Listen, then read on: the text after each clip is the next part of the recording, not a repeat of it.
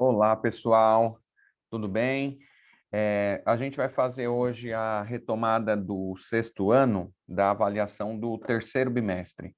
Então, passei para vocês na sala que vão cair na avaliação de vocês na terça-feira os capítulos 7 e 8. Então, o capítulo 7 é Grécia e o capítulo 8 é Roma. E eu vou mostrar o livro para vocês aqui, para a gente ir acompanhando os estudos, tá? Então, tá na tela aí o capítulo 7, começa lá na página 132, Grécia, o berço da democracia. Como a gente conversou em sala de aula, a gente tem algumas palavras que são muito frequentes ainda no nosso cotidiano e que são influência do mundo grego, como, por exemplo, aqui no próprio título a gente tem a palavra democracia, né? Democracia vem de duas palavras do grego, que é demos kratos, que é poder do povo. Então, a gente tem aí essa democracia é a participação do povo na política, poder votar ou ser votado, então é decidir o governante ou a governante, né? Nesse caso, a gente tem um exemplo esse ano que tem eleições em breve, e aí a população brasileira, os cidadãos brasileiros vão até as urnas decidir alguns cargos políticos, como presidente da República, senador, deputado federal, deputado estadual. Então, a gente tem aí os cargos a serem votados esse ano, e governador também esse ano tem, tá bom? Lá na página 133, a gente vai entender o início da Grécia, as origens da Grécia.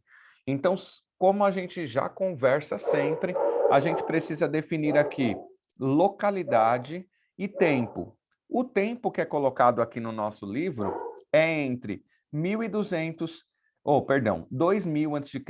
e 1000 a.C. Localidade, Península Balcânica. O que vai acontecer ali, o mapa está mostrando para a gente ali a formação da Grécia, é que alguns povos vão se estabelecer nesse lugar. Então, a gente tem jônios, eólios, aqueus e, por último, chegando ali, os dórios. Então, são 4 povos que nós vamos destacar, que vai fazer parte do início da civilização grega. O nome desses grupos estão aqui na legenda do mapa, tá bom? Seguindo aqui, a gente vai ver que, deixa eu pular a página aqui, a gente vai chegar lá nos aqueus, ou também que vão ser chamados de micenos, porque vão fundar a cidade de Micenas. Então, esse grupo vai ser o grupo que, primeiramente, vai criar um domínio naquela região. Por que falar em domínio? É importante a gente lembrar que na Grécia Antiga, o que acontece é que não é uma união territorial com um governante só que vai fazer essa Grécia ser a Grécia. A gente tem aí uma divisão política e também divisão das leis, onde o mundo grego, como a gente chama, ele vai ser formado por cidades-estados independentes. Então, Micenas é uma cidade-estado que tem seu próprio governante, suas próprias leis. Atenas, com seu próprio governante, suas próprias leis. Esparta, com seu próprio governante e suas próprias leis. E aí, assim por diante. E todos esses grupos, eles vão se considerar gregos por algumas questões que eles têm semelhante, que é, por exemplo, a religiosidade, né? Então, cada cidade vai ter um templo para uma divindade diferente, então isso eles têm em comum. O idioma, que é o grego, também é comum entre todas essas cidades-estados, e muitas coisas culturais, como, por exemplo, as Olimpíadas, que é criada no mundo grego em homenagem a Zeus, tá? E aí elas disputam entre si. Aqui a gente tem a questão da escrita na Grécia Antiga, né? Então a gente tem aí a linear A e a linear B. Então essas escritas elas são muito importantes para registros, né, de comércio e também para a escrita de leis. No futuro próximo a gente vai chegar nesse ponto aqui. E como que a gente sabe a história da Grécia? A gente tem duas formas de estudar a origem de um povo. Uma é a partir das mitologias e a outra é a partir da história, a partir de fatos históricos. Existia um historiador chamado Homero que escreveu 2 livros muito importantes, que são a Ilíada e a Odisseia, que aparecem aqui nesse texto, Os Heróis Micênicos. A Ilíada e a Odisseia são os primeiros registros sobre uma civilização grega. Então, por isso que a Grécia é dividida em alguns períodos históricos, entre eles um período chamado pré-homérico e o outro chamado homérico, que é o que o Homero retrata na Ilíada e na Odisseia. A Ilíada e a Odisseia retrata a guerra de Troia e o retorno do rapaz que criou lá o cavalo de Troia, que é o Ulisses, o retorno dele para a sua ilha, que é a ilha de Ítaca, onde ele era rei. Na página 136, a gente tem a chegada do 4º grupo que eu falei para vocês lá. Então, aqueus, jônios e eólios viviam ali na região da Península Balcânica até a chegada dos dórios, mais ou menos ali no 1100 a.C. O que acontece é que esse povo era muito guerreiro. E quando eles chegam, acaba existindo uma guerra pela região mais fértil da península e os dórios conseguem conquistar essa região. Porém, o que acontece ali é o que a gente vai chamar de primeira diáspora grega, quando essa galera que já morava ali vai ter que sair dessa terra e viver em outro lugar. Importante também a gente lembrar que nesse momento vão montar uma forma de sociedade, uma forma coletiva de se viver, que são os genos, que está aqui, ó, singular de genoi. O que são os genos? São sociedades coletivistas, então tudo é de todo mundo, tudo que todo mundo produz é de todos. O grande problema, a gente conversou isso em aula, é que chega em um período dessa sociedade em que alguma coisa vai faltar. E quando falta essa alguma coisa, é necessário criar um critério para ver quem é que vai ter acesso primeiro a essas questões. E aí eles arrumam um critério de idade, então os mais velhos consomem primeiro, se sobrar, os mais jovens consomem depois. Aí existe um grande problema, porque os mais jovens não acham isso correto ou interessante, porque sempre vão ter que ficar esperando ou para comer ou para beber, até que sobre ou se sobra alguma coisa, e aí a gente vai ter a segunda diáspora grega, quando começar a faltar mais alguma coisa, porque esses povos mais jovens vão sair dessa região e vão fundar outras cidades-estados em outras regiões que não precise passar por esse tipo de critério para se alimentar, tá? Então, esses são os genos, são formas de vidas coletivas até que falte alguma coisa. O próximo texto aqui, os Eupátridas, a gente tem aí já pensando numa pirâmide social, tá? Então, os Eupátridas, eles são esse topo da pirâmide social, ou a elite que vai se formar aí, e aí a gente vai ver que são eles que vão ficar com as áreas cultiváveis melhores, são eles que vão ter o controle nessa sociedade, com posições de destaque, principalmente no campo da política, tá bom? Aqui a gente tem o nascimento da polis, como eu disse para você anteriormente, a gente vai pensar a Grécia, a gente pensa em cidade-estado, né, todas independentes, então a polis é o nome dado para essa cidade-estado, que começam a se formar ali no século 8 a.C. Então, mais ou menos no ano 700 e alguma coisa, a gente já tem essa formação. O mapa, ele mostra para a gente as cidades da Grécia Antiga, que estão ali na parte verde. Deixa eu ver se eu consigo ampliar aqui o mapa para a gente ver melhor. Olha aqui. Então, a gente tem, olha lá, Knossos, Esparta, Corinto, Atenas, Argos, Tebas, todas essas cidades em verde. E as amarelas ou laranjas são territórios colonizados. O que significa esses territórios colonizados? São territórios em que os gregos formaram colônias, foram até esses lugares, dominaram e impuseram suas regras política e de comércio nessas regiões. Então, são regiões dominadas pelos gregos, mas não são cidades gregas, tá? Isso é importante a gente pensar. Cidades gregas são as que estão em verde aí no nosso livro. Então, aqui, ó, o que é cidade-estado, tá? Conjunto de pequenos estados independentes vai formar essa civilização que a gente vai chamar de grego, tá? As partes de uma polis. Então, tem algumas coisas também muito comum que as polis vão ter, como, por exemplo, aqui no nosso livro está em negrito, haste e cora, né? A haste é a área urbana, central e murada. Ali viviam as pessoas, né, que vão fazer comércio, então é importante esse lugar de convívio entre as pessoas para fazerem as trocas. E também a gente tem duas palavras aí, que é a ágora e a acrópole, né? A ágora e a haste vai ser esse lugar, e a acrópole e a cora vai ser um outro lugar, que é o ponto mais alto da cidade, que é o centro religioso, onde vai ter uma homenagem sempre à divindade protetora dessa cidade aí, tá bom? Em Atenas, a gente vai ter lá o Parthenon, que é uma das imagens mais famosas que a gente pode ver aqui nesse mapinha, que é o número 9, aqui em cima, ó. Então, esse templo maior aqui é o Parthenon, e a gente também pode chamar de Ágora, é o lugar mais fortificado dessa cidade, tá?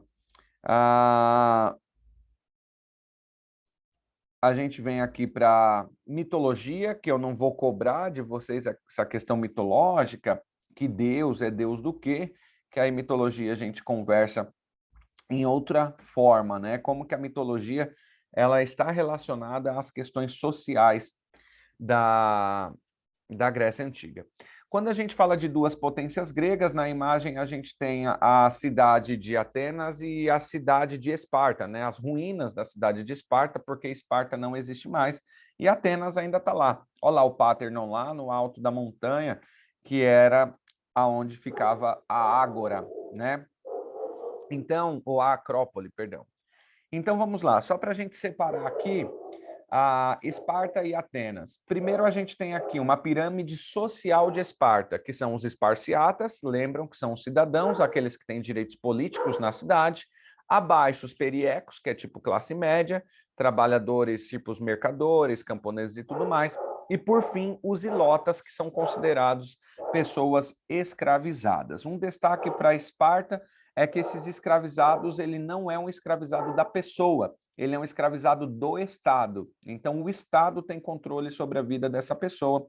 Então, o Estado distribui os escravizados entre os esparciatas. A gente chegou a conversar que era mais ou menos 7 ilotas ou escravizado para cada espartano, tá?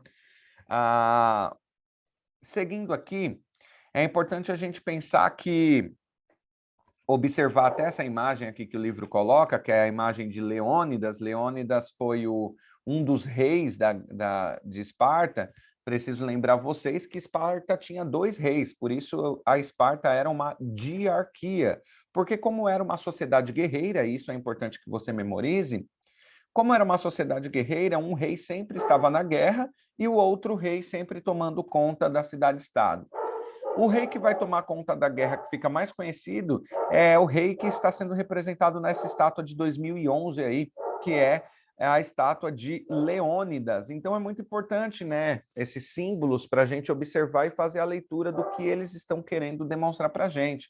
Observem que Leônidas aparece ali com a cabeça erguida, com um escudo, com espada, com um elmo muito grande, com botas, né, que vem até a altura do joelho. Então, essa sociedade ela é treinada, ela nasce para a guerra. Então, por isso que a gente tem aí a representação ainda hoje de estátuas na onde ficava a cidade de Esparta, que vai representar aí o guerreiro. Nesse caso, a gente tem aí o Leônidas. Quando a gente chega na questão de Atenas, deixa eu vir para Atenas aqui. Já estamos em Atenas. Quando a gente chega aqui na questão de Atenas, é importante a gente pensar que Atenas ela tinha uma formação totalmente diferente. Enquanto o jovem homem, né, menino, na Esparta antiga, ele era treinado a partir de 7 anos de idade para a guerra, Em Atenas, isso era diferente. Em Atenas, a filosofia, o campo das ideias vai ganhar mais espaço. Então, é lá que surgem grandes pensadores como Sócrates, Platão, Pitágoras. Então, esse é o campo das ideias. A democracia vai surgir também, essa ideia de democracia, que é bem diferente da democracia que a gente tem hoje, mas essa ideia de democracia surge também na Grécia Antiga, que é a questão da participação do povo na política. Qual é a diferença da democracia ateniense para a democracia brasileira hoje? É que no Brasil, você nasceu no Brasil, você é cidadão. Em Atenas, não. Para ser cidadão, o que significa ter direitos políticos, não é simplesmente ter nascido em Atenas. É necessário alguns requisitos, como, por exemplo, ser homem, ser alfabetizado, ter nascido em Atenas, ter pai nascido em Atenas, ter mãe nascida em Atenas e ter mais de 20 anos de idade. Então, isso reduzia muito a participação política na cidade de Atenas. A gente tem aqui, no Brasil, a divisão de 3 poderes, executivo, legislativo e judiciário. Na Atenas Antiga, a gente tinha o Senado, que vai fazer essa função. A respeito dos gregos agora em geral, nos esportes, a gente vai lembrar bastante da questão das Olimpíadas, né? E as Olimpíadas vão ser muito importantes porque era um evento que acontecia a cada 4 anos, e ainda hoje acontece a cada 4 anos, e ela era em homenagem ao deus Zeus. Então, até hoje, a gente tem o hábito de fazer essa festividade, né? Só que com outros moldes. O Império Greco-Macedônico. O que vai acontecer é que o último período da Grécia, aqueles períodos divididos em 5, vai ser um período em que os gregos vão ser invadidos por um rei macedônico chamado Felipe II. Então, a Grécia vive seu período de esplendor, consegue frear os avanços dos persas, porém, mais ou menos no século IV, ali, 338 a.C., o rei macedônico, Felipe II vai conseguir, por uma fraqueza que a Grécia está guerreando, gregos versus gregos, quando isso acaba, há um enfraquecimento muito grande de todas as polis gregas, e Felipe vê ali uma chance de conseguir dominar a Grécia, e assim o faz.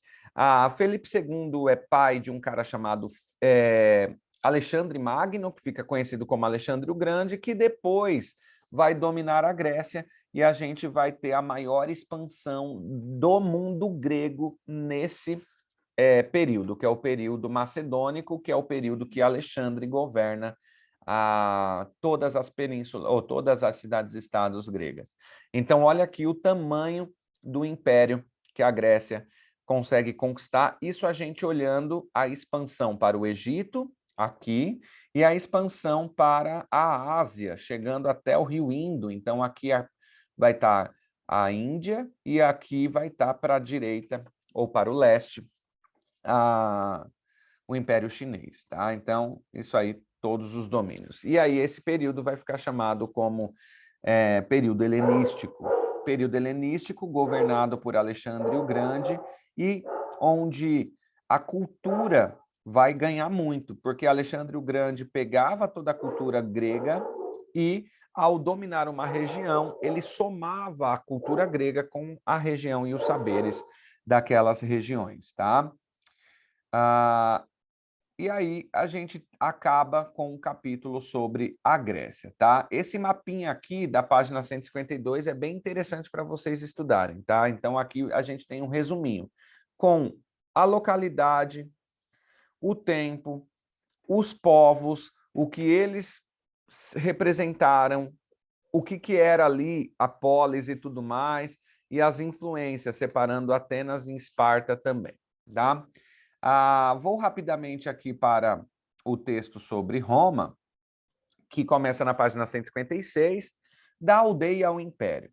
Primeira coisa, também a gente precisa separar aí a Roma em períodos. Roma é dividida em 3 períodos, sendo eles monarquia, república e império, beleza? Então, já começa separando. Vamos falar também de alguns povos que habitavam aquelas regiões, como sabinos, ecos, oscos, umbrios, volscos, samitas, latinos. E o período também ali, mais ou menos no ano 1000 antes de Cristo. Então, Roma vai ser formada mais ou menos no século 8. Então, de 1000 até 700 e alguma coisa, vai estar esses povos vivendo nessa região até que, no século 8, vão se formar como Roma, né? Os primeiros reis vão ser etruscos, que está aqui o nome deles, então é um povo que vão ter... Por que serão reis ali, né? Porque eles têm uma influência muito grande nas decisões políticas. Muitas das vezes, as ideias trazidas por esses povos vão ser aceitas como boas ideias para aplicar na cidade. Então, por isso que a gente tem aí etruscos assumindo muitas vezes o cargo de rei. Lembrar uma coisa também, que o rei na Roma monárquica, ele não era um cargo que era hereditário. Existia o Senado com um conselho de anciões, que era muito importante. Esse conselho de anciões, eles se reuniam em assembleias chamadas assembleias curiata, ou a gente também vai chamar de comita curiata, né? Uma espécie de assembleia. Os anciãos se reuniam e decidiam quem era o próximo rei. Então, diferente do que a gente sempre imagina, essa questão de hereditariedade do rei. Então, existe monarquia, porém, o poder está na mão do Senado. E para a gente falar de Senado, é importante a gente falar de pirâmide social. Então, aqui tem um mapa do século 8, quando Roma se forma, e aqui tem os povos que viviam nas regiões, para a gente entender mais ou menos a união de quais povos vai formar a Roma Antiga, tá? Então, essa monarquia, ela vai ser aqui, ó, Conselho de Anciãos, o Senado que vai fazer esse processo de escolha do rei.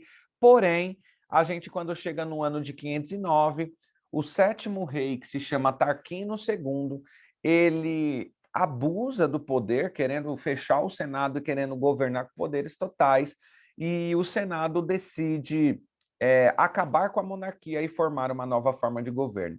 Essa nova forma de governo é uma república. Dessa forma, os senadores vão entender que vai ficar mais fácil de governar em coletivo e que uma pessoa sozinha não vai tentar concentrar o poder em suas mãos, tá bom?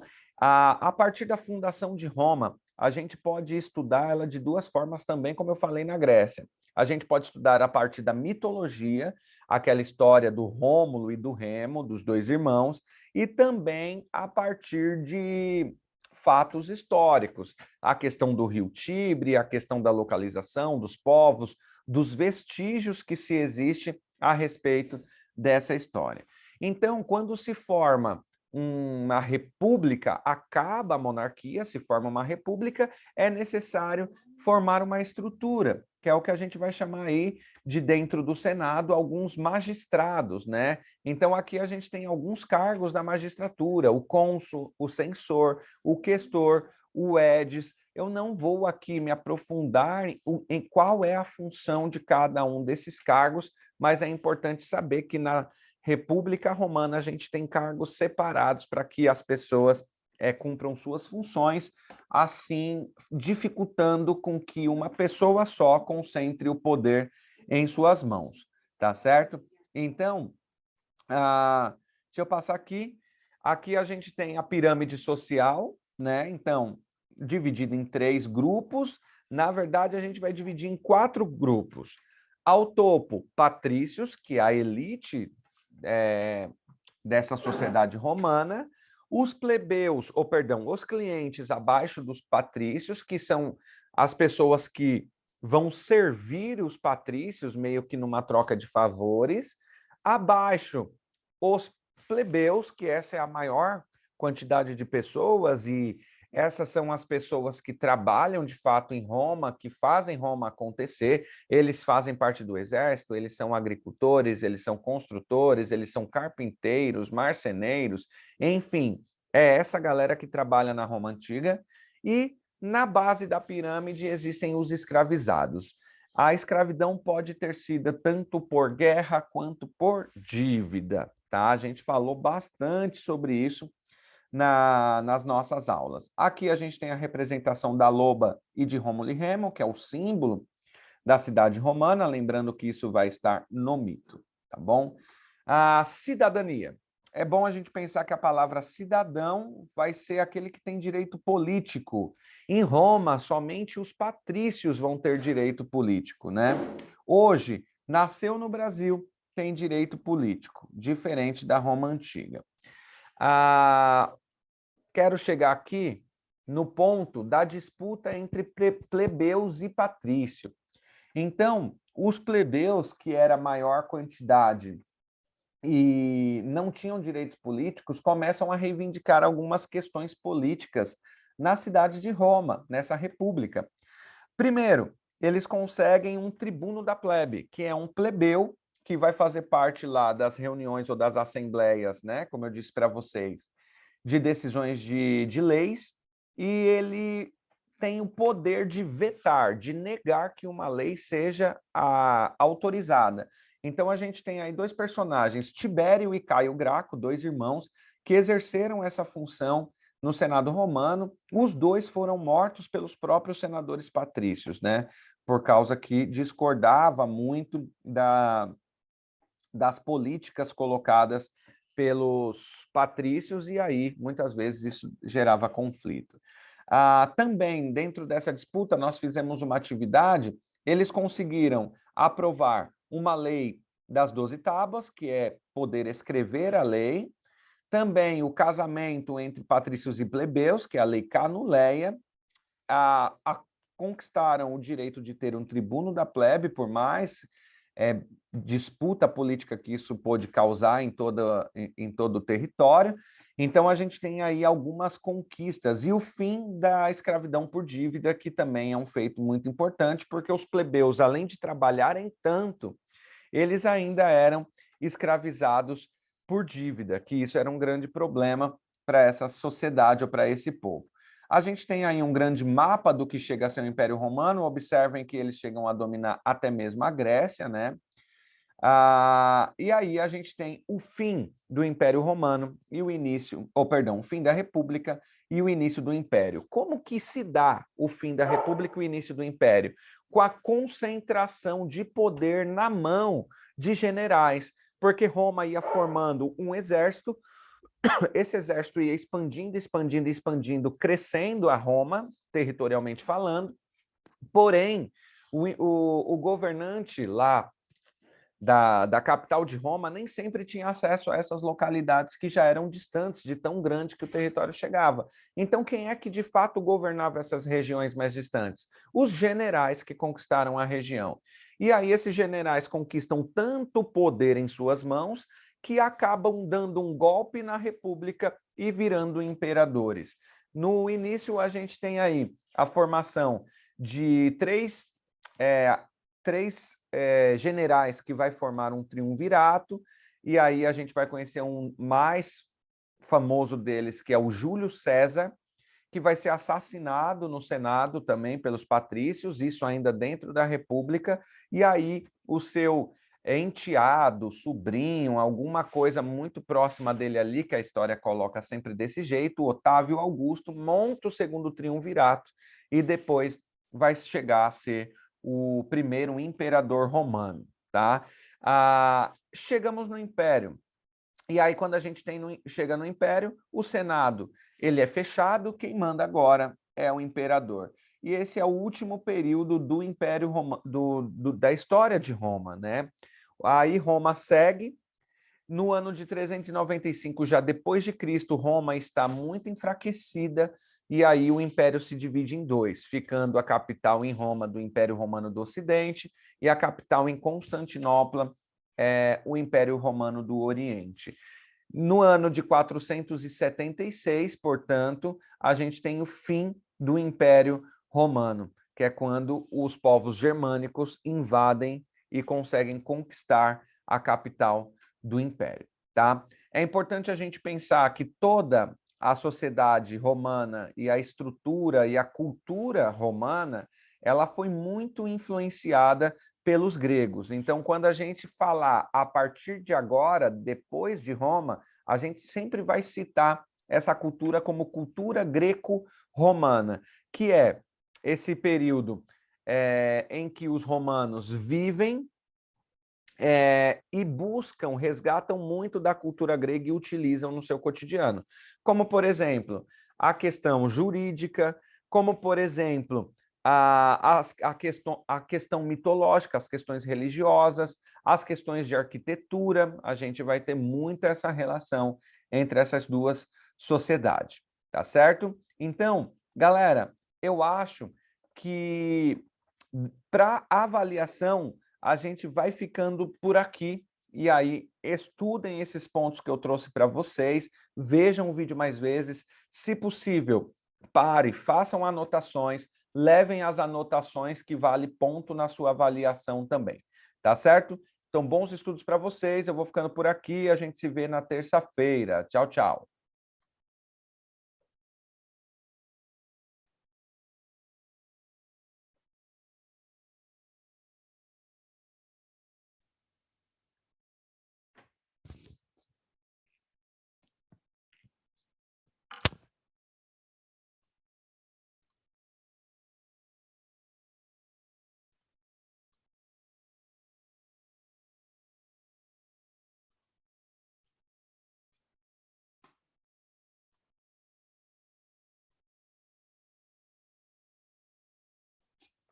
Puta, não acredito que não deu certo.